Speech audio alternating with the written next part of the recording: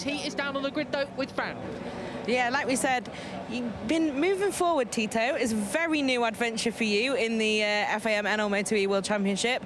This morning's race, or rather the first race of the day, pretty good result. What have you learnt about the bike here at the Sachsenring, and what are you aiming for here? Yes, this morning I was quite happy because first race that I can follow the top riders, and I learned a lot about how they ride and how they keep the tires till the end. We are lucky also that this afternoon no rain. We have good weather, we can enjoy the race, and the most important is to no lose time, because here is very short racing and it's important to slowly keeping in your place and try to take profit of everything. And 10 laps here, which is a few more than at other places. Does it feel like a longer race, even though it's a shorter lap? Yeah, it feels like 30-lap race. I mean, it's so intense. Every time is so intensity on every lap, on everything that you do. Then it makes long lap. I mean, it looks from up to the rider looks long. Well, best of luck, Tito. Thank you. Thank you very much, Fran and Tito Rabat, for that sterling assessment of MotoE. And good to know it's as tough as it looks out there for all the riders on the grid then. So, Jordi Torres took that 400th podium with his victory for the Aspar squad earlier on. How special was that? Nicholas Spinelli, though, a bit of controversy, Neil, for him entering turn one on the final lap. Yeah, there certainly was. There was a little bit of a gap underneath the two Dynavolt Intact GP boys. Spinelli successfully was under Randy Krummenacher, then he saw a gap under Garzo, but he took the Spaniard down when he was making that overtake, and Garzo unfortunately crashed out just behind Eric Granado, who had fallen ahead of both of those men, took them out of the podium fight and gifted this man, Randy Krummenacher, second place, his best result in the MotoE World Championship to date. And good to see Spinelli doesn't have a black eye or a swollen chin or anything like that, so I suppose he had very reasoned words with Hector Garzo there, who was rather nonplussed with getting nerfed off out of the race. It was decidedly not a rub, it was definitely a bump off into the gravel for Hector Garzo there. That first MotoE win eluded him once again. What about this rider here, Neil? Fourth place for Matteo Ferrari, from 10th on the grid though, after that technical infringement in qualifying yesterday. That was some ride, even though he was gifted 2 extra places. Yeah, it certainly was. Just was steady, wasn't he? Doesn't do anything too spectacular, made sure that he saw the finish, and in the end that was good enough for second place, as 2 of his championship challengers fell by the wayside. So Ferrari will be looking to do something similar in this second race of the afternoon, coming from 10th place on the 4th row at a track like the Sachsenring, where it is so difficult to overtake. You have to say he's up against it to get on the podium. Well, you've got to say, though, I mean, it's difficult to overtake, but there was some amazing overtaking moves that we saw in MotoE Race 1. Eric Granado down at turn 2, various sort of cutbacks and switchbacks from turn 1 to turn 2, and other places as well. I thought it was very, very entertaining to watch indeed. With lots of talk in other series about lacking of overtaking and things like that, I thought it was absolutely cracking. Let's head back down to the grid, though, because we got Fran with Nico Terol, the team boss of Aspar. Yes, very, very quick one from the boss himself. 400 podiums, what a milestone. Are you aiming for 401 here? Yeah, it's a pleasure for me because I have a lot of podium with Jorge, like a rider, and like now with the team manager. And it's a pleasure, and after 400 podiums, we are on the right track and we want more, but now it's incredible. Well, let's see. Thanks, Nico. Thank you. Certainly have been on the right track for a good 400 times, you could say, for those guys. Now, here's Hikaru Kubo looking to improve later this afternoon from that finish that he had earlier on today. He was fifth. He's 5th on the grid, but he finished up 10th earlier on. That was a shame for him, but he gets another crack at it today, such as the beauty of the MotoE World Championship this year. The fans are ready with their currywurst. My goodness, that is an enormous plate of food. I'm very jealous and rather hungry. Here is Mattia Casadei, ready to take off from the grid. MotoE coming your way very, very soon, ladies and gentlemen. Don't go anywhere.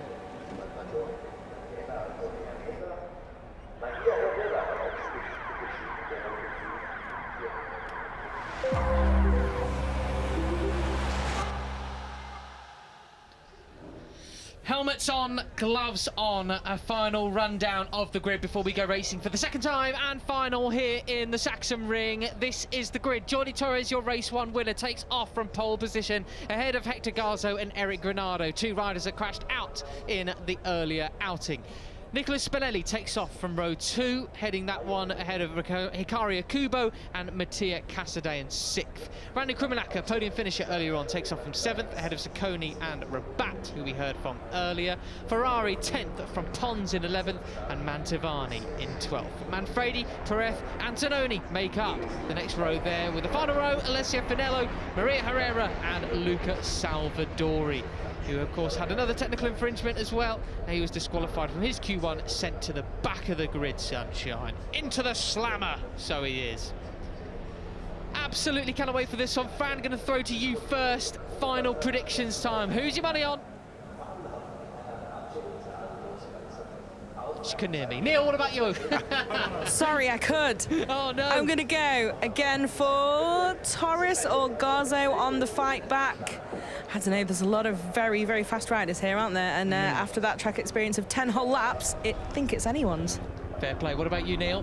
I'll say Granado, making a comeback from the disappointment in race 1. So close, was leading, I guess, technically at turn 1 before he did drop it. So yeah, coming from the 3rd position, inside of the front row, I think Eric might have something for Jordi Torres here. I'd like to see Garzo get out. I want to see him get that victory as well. That will really, really mean something for him, because I tell you what, he's got a lot of theatrics about him anyways. Can't imagine what it's going to be like if he crosses that line first. So bring it on. Well then, umbrellas are going down, tyre covers off, tyre warmers off. Those holding the umbrellas depart the grid. The 1 minute board is up. Riders are taken down off the stands on their bikes.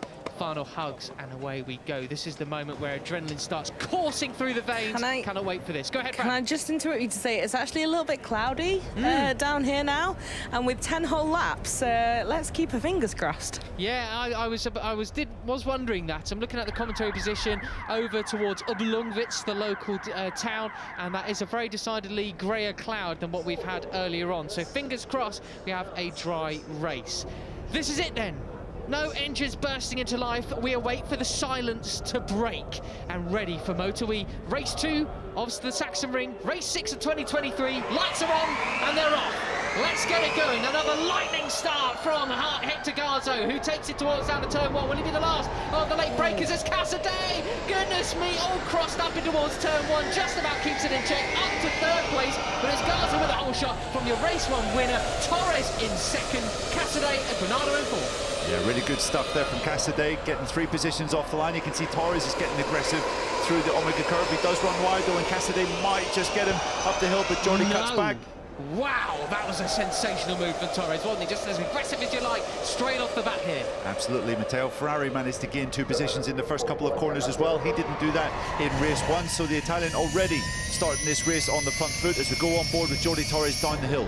Quite the contrast to race 1. We had Spinelli leading the charge, but he's down in 5th at the moment there, isn't he, at the moment? There's a couple of bike lengths ahead up the road towards Granado, who's on our screen now. The number 51 there, looking very, very solid. He was probably one of the quickest riders, you would say, throughout the earlier race, but that mistake down to turn 1 unfortunately put him out of contention. Kriminacher though, looking up the inside of Spinelli, he takes him into the penultimate corner then. So the Swiss rider moves from 6th to 5th. Absolutely, and Kriminacher's words to Fran after the first race today were very much of a man who has his sights on fighting for the championship this year. He didn't seem completely content with 2nd place, which you have to say is pretty impressive in just his 3rd ever race weekend as a MotoE rider. We go on board with Jordi Torres once again. Will he have a look down into turn 1? He thinks the better off it. Hector Garzo was so late on the brakes there. You can see they all file in pretty much in line. And I thought Ferrari was going to have a go at a Kubo, who went backwards quite quickly in the first race. He wasn't able to get the Japanese rider just there, but it's as you were at the front. Got to say, the dark horse for this race could be Mattia Casadei. Such a lightning start he got from 6th place on the grid. I thought he was going to make a massive mistake getting all crossed up in towards turn 1, but he made it stick into that 3rd place. Wasn't quite a contender last time around. He finished in 6th place overall, 3.5 seconds off the win ultimately, but he's clearly found something for this later afternoon race. Yeah, he just didn't have the pace in the second half of the race earlier today. Didi Casadei just kept getting beaten up, passed by the riders behind him, and that is not really like the Italian, usually so strong on the brakes. Garzo, Torres, Casadei, just like that. Eric Granado basically cooked through a bedsheet over this lead quartet. Casadei's looking as though he might make a move down into turn 12, but he's going to manage it just now. I thought we were going to get a Jorge Martin-esque move there from the MotoGP sprint just a little bit earlier on. No more spoilers from me, but not quite from Casadei. Into the final corner we come, and it's still Garzo that leads from the 81 of Torres and Casadei, then Granado. Yeah, Ferrari's just managed to get up into the top 7. He passed Kubo going into the final corner with the lead move. Once again, you're always holding your breath coming into turn 1 here, especially as Casadei is having a look underneath Torres. Oh, so tight for the both of them, isn't it? Goodness gracious me, that was as tight as you like. Fastest lap of the race so far then goes to Krummenacher with an all-time lap record. Still goes to Matteo Ferrari, a 1:27.2, but this is quicker than what we saw earlier on. It is, and is that a spot of rain on our camera there, yes, Don? There's in the definitely spots curve. of rain coming down on our commentary box window here. Not enough, I think, to stop the race at any point at the moment, but it does really come down at this point, doesn't it, sometimes here? We saw that this morning. The rain flags are being shown, Matt. I'm pretty sure I saw the marshals at the top of turn 6 just there, showing these guys the rain flag. I might be mistaken, but certainly spots of rain on our cameras at certain points around this track. There's spots of rain down here in pit lane as well, but nothing too bad at the moment. Yeah, well, not enough for fans to get the poncho out just yet, but do keep us updated, please, fan. There are those rain flags there as we come down the waterfall, soon to be not just a metaphor, but perhaps the real thing at some point, as Torres looks up the inside of Garzo into the penultimate turn. Does he make it stick? Does he sacrifice his run? No, your race 1 winner retakes the lead then ahead of the number 4.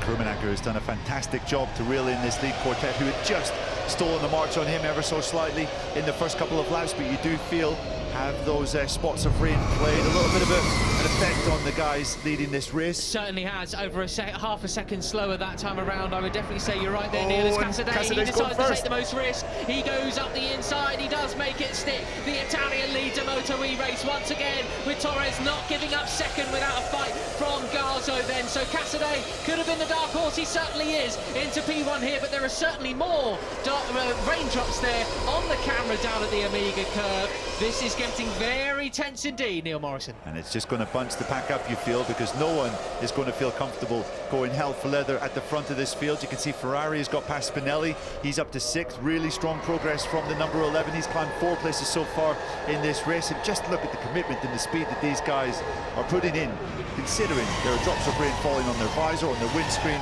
Tremendous stuff. Yeah, absolutely. I watched MotoGP qualifying earlier on and just amazed by the fine margins they're operating in with those dry lines in Q1, etc. This is sort of a similar thing here. I mean, just absolute full commitment through some of the scariest corners that will be on the entire calendar, with raindrops falling. Down we come towards turn 12. Torres does a look up the inside of Casadei, thinks better of it this time. Garzo got it very squirrely just behind Torres. Torres was speaking after race 1 how difficult it was to manage the front tyre. You have to imagine temperatures might be going up a little bit whenever these guys are in such an intense lead group. A couple of really strong braking points on this Sachsenring circuit. You wonder whether that's playing into this battle as well. 6 laps to go. The 40 leads from the 81, but the 4 is looking for a way up the inside of Torres. Thinks better of it. Granado pulls onto his rear wheel. He carries such strong and fierce corner speed through turn 1 and turn 2, but he hasn't made such an audacious overtaking move like we saw in race 1 just yet. Not quite. Krummenacher was making some interesting shapes breaking into turn 1. I thought for a moment he was going to tag Granado. Just managed to get out of the Brazilian slipstream as he entered turn 1. Casadei, though, doing a fine job. This is quite similar to what we saw in race 1, actually. Jordi Torres was just happy to sit in 2nd place. Never really lower than 2nd place, though, before launching his late attack. Is it going to be a repeat here in this race? Up the hill we come once again then. These are cracking onboard views from Jordi Torres, our mobile roving cameraman there, looking at the rear of Mattia Casadei. Just looks so nice and smooth, didn't he? You can hear the traction control they've got this year chiming in, stopping the rear wheel from stepping out too much, finding that balance as they come down the waterfall again. Torres looks up the inside, he takes the lead once again, but will he run too wide, heading in towards the run to the final corner? He does run wide, but it's Casadei alongside him. He retakes P1. We've got a race on, ladies and gents. It's all action here in MotoE Race 2. Over the top of the hill will come across the line. It's a dead heat between the 40 and the 81. 5 laps to go. Absolutely, and anything can happen. Look at Krummenacker, who's had about 3 goes at Granado so far. It looks as though he's made it stick, and Garzo third to first. Look at that! That's the way we like it. Garzo more determined than ever to try and take that first MotoE victory. Come on, Hector, I'm rooting for you. Exactly, it is crazy to think that Garzo has never actually won a MotoE race, despite being in the championship for, what, I think 2.5 seasons now. Surely that first win is just around the corner, and that was a fantastic move to go from 3rd all the way to 1st. I think we saw that in MotoGP earlier, Matt.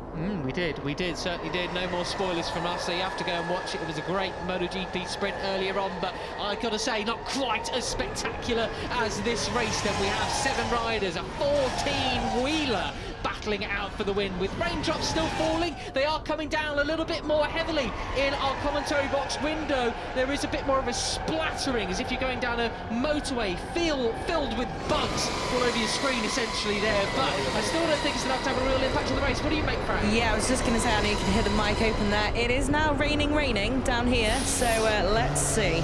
Well then, could we see maybe the red flags come out? Will it cause a bit of drama? 5 laps to go. We need to click down to 4 laps. Spinelli up the inside of Krummenacker. He's got Ferrari just behind him. That was a very brave move.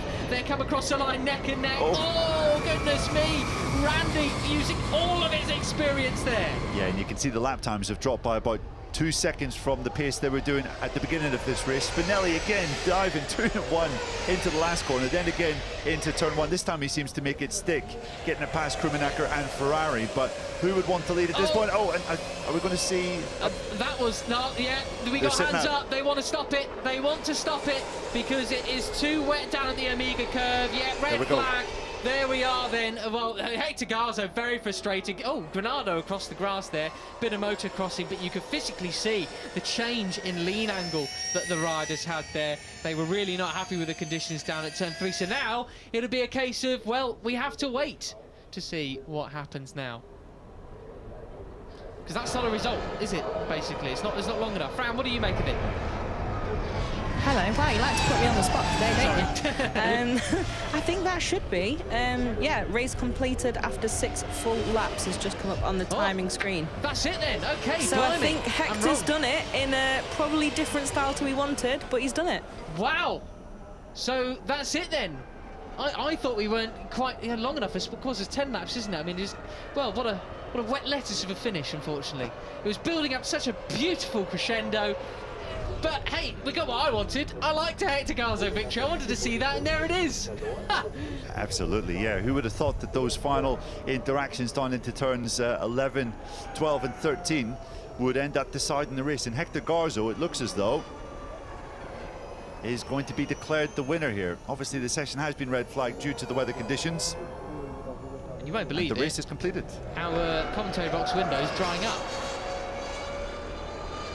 Well, yeah, but I think they were right. The riders clearly, Matt, were not happy with racing with that amount of rain falling from the heavens. And it's all well and good us saying that, well, it looks as though it's cleared up, but I mean, when you're pitching down the hill, that was pretty scary stuff, and it looked as though all of them were in agreement that the red flags should be shown. Ironically, it has now cleared up a lot, and it's not raining, and the sun's coming out on Parc Fermé. Ah, well, isn't that just the weather conditions here in the Sachsenring? But like I tweeted this morning, everyone should prefer this than 40 degrees Celsius all weekend, eh? Exactly, and good to exercise some caution, right? I think it's always better to err on the side of caution when it comes to racing bikes at these speeds. So many guys close together as well. I might not want to fathom an incident with one of those guys in that lead group, and And basically, Hector Garzo, it's been confirmed. His first victory in the MotoE World Championship in his 3rd season.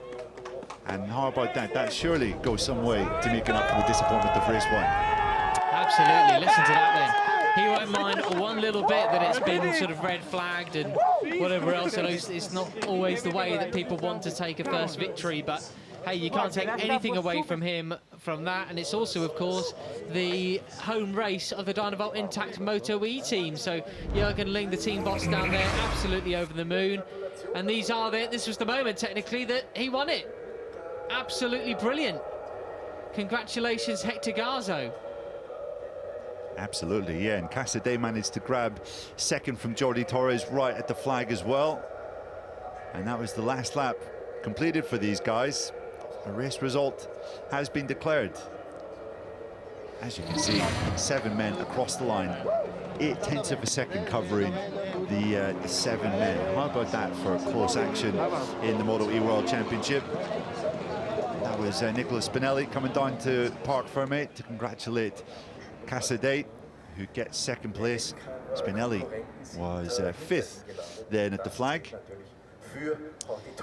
An early bath or shower then for everybody, isn't it? And how about that? As we see, I think that's Jake Dixon running down to go and give Jordi Torres, his teammate in the Aspar team, a hug. And he does get podium number 401 here today then, doesn't he? Been a good day for the Aspar boys, certainly in Moto2. In Jake Dixon's case, and Jordi Torres a 1st in race 1 and a 3rd in race 2. That'll do very nicely, keeping his good run going. Jordi's 4th podium in 6 races this year. Well, real shame we haven't got really much more to talk about after that, Neil, because I guess this is what would have happened if we had a full race. But very, very exciting indeed from what we did have. That was lovely. Some great moves, etc. But that's it. Let's hear from some riders though. Jordi Torres down at Parc Fermé, the 81. Not the 2nd win he'll have wanted, but hey, another podium for him. What does he make of it, Fran? Well, Jordi, it was a bit of a dramatic end to that race in the end. We saw you putting your hand up as well, but it's a podium for you, race declared. Are you happy enough with that and happy when they chose to red flag it? Yes, we still to continue to finish the races. Always are good this to catching some point to the championship. But unfortunately, this red flag don't give me a chance to the last part of the race to push 100%. No, go to search to the limit, because in this track I find very well with my riding style here in Sachsenring. But anyway, we're still here in the podium. We celebrate. The team works very well, and we are very happy. Congratulations, Jordi. Thank you. Yeah, good stuff from Jordi Torres. 2nd podium of the day, 4th podium of the season, and he'll be very happy to have extended his championship lead further. It was a very narrow margin. I think just 3 points coming into this race weekend. And, well, he leaves the Sachsenring 18 points ahead of Matteo Ferrari in 2nd. Hector Garzo moves back into P3 of the standings as well after that victory too.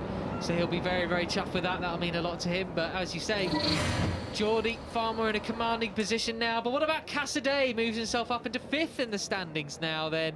What does he make of it, Fran? He does indeed. So, Mattia, you're back in Parc Fermé, and I was saying to you then, you just didn't seem to mind too much about the rain. You're still pushing to the absolute limit. Are you happy to be back on the podium at least? Yeah, I'm very happy to come back here. I want all the race come to Parc Fermé, but we miss something in the bike for stay always there. But for race 2 with my super team, we found a very good step on the bike, and the result to see in this race. And now we are working well and ready for us, and I'm very happy for this 2nd place. Thank you. Congrats, Mattia. Thank you. Thank you, Fran. Thanks as well to Mattia Casadei. His 2nd podium finish of this year so far. And there was the move going into the final turn underneath Jordi Torres. That was good enough for 2nd place. Brilliant, eh? And Neil, look at that. It's properly raining now, so fair enough. I mean, I'm literally just got a T-shirt, so that's great, isn't it? Anyways, here's Hector Garzo, finally a MotoE winner. What does he make of it, Fran? Yes, exactly. So, Hector, today was 50-50. Bit of a difficult start in the first race, but now your first win after you've had a few dramas before in MotoE as well, but you're on the top step. Congratulations. How does it feel? Thank you very much, guys. First of all, I want to apologize about my attitude of after the crash of race 1. I really was so angry, but well, this is racing, no? I try to put myself on my most concentrated mood for try to do a really good race 2. And as it was, no, I think I did a really good job. The team deserved it, I deserve it. So thank you very much, guys. This feels amazing, and we should see for Assen. Thank you very much. Well, congrats, and you can party now as well. No race 2 tomorrow. Yeah, thank you, I will do. Ah, great to see such big smiles for Hector Garzo. Been a long time coming for the number 4. Definitely one of the MotoE greats now, as he's got his first victory here. So yeah, I'm absolutely dead chuffed him. And Neil, that rain is really coming down. We really did escape from it, didn't we? We did indeed, yep. And what a move to win a race. 2 in 1 into turn 1. Great celebration as well from Hector Garzo, and that has been coming, you have to say, this year. Garzo has been on it right from the start of the season. What is this weather? I mean, the sun is shining, yet we're seeing bright sunshine. Exactly, the rain falling quite intensely down there in the start and finish straight. Fran, I think, has gone away, ducked for cover. I don't blame her, to be honest. No, not one bit. So Hector shoots a bullseye then, doesn't he? I guess that's what our celebration meant. Well done, that man there. And that's it for MotoE until Assen next weekend. Another 2 races, absolutely flat out into the middle of the season. So we are with MotoE this year. Brilliant stuff. Just some of the best racing you can see all around. That is the key goal of the MotoE Championship, bringing some the pinnacle of what we love about motorcycle racing, but electrified. So we await the podium ceremonies. This is absolutely torrential now. I don't even want to leave the commentary box off this. What doesn't make sense? The fact there's bright sunshine outside as well, but clearly right overhead is a very, very full cloud. I know you're not watching this for our weather updates, but it does make a difference to the lives of the commentators and pit lane reporters alike, and riders who are going out onto the podium. And also the Northern Talent Cup riders that are going to be having their race won very shortly as well. So how about that? So we are waiting for the podium ceremonies to happen, but don't know when. You can hang around for it, or you can stop if you want. Go and have a cup of tea. There we go. The announcers started, so we're going to be seeing the riders come out onto the podium very, very shortly now. They're just as confused as we are. They're in shorts and t-shirt, but with umbrellas over their head. How mad is that? So, Jordi Torres comes out onto the podium then. P3 for him, a win and a third today. He'll take that, no doubt. Mattia Casadei, the only Italian or non-Spaniard onto the podium. But for the first time, we're about to see Hector Garzo come onto the top step of a MotoE podium. How about that? Big cheers for Hector. He's well chuffed with that, as he should be. Congratulations, that man there. And this trophy will sit high and proud on his mantelpiece at home, no doubt. Maybe even on his bedside table. Maybe even on the shelf above his very bed. Who knows? There he is then, the finest pork chops in motorcycle racing, raises his trophy high and proud. Then is Mattia Casadei's silver trophy for second place. And now we await the first place one for Garzo, the first time in his MotoE career. He's done it, ladies and gents. The golden trophy for Hector Garzo.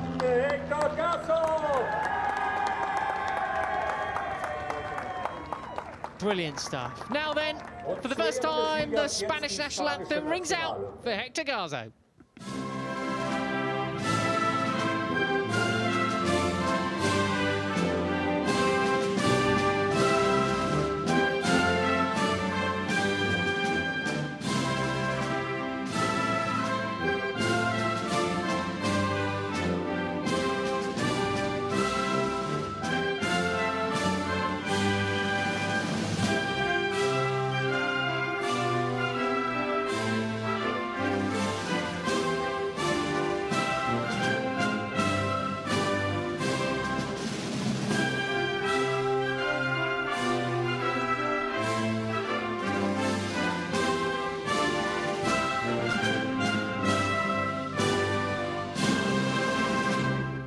Felicidades, Hector Garzo, the MotoE winner for race 2 here then. And now it's time to spray the Prosecco for reals and drink it down, boys. You've certainly earned it today. And you've still got 5 days before you're on track again and you can work off any kind of ill health thereafter.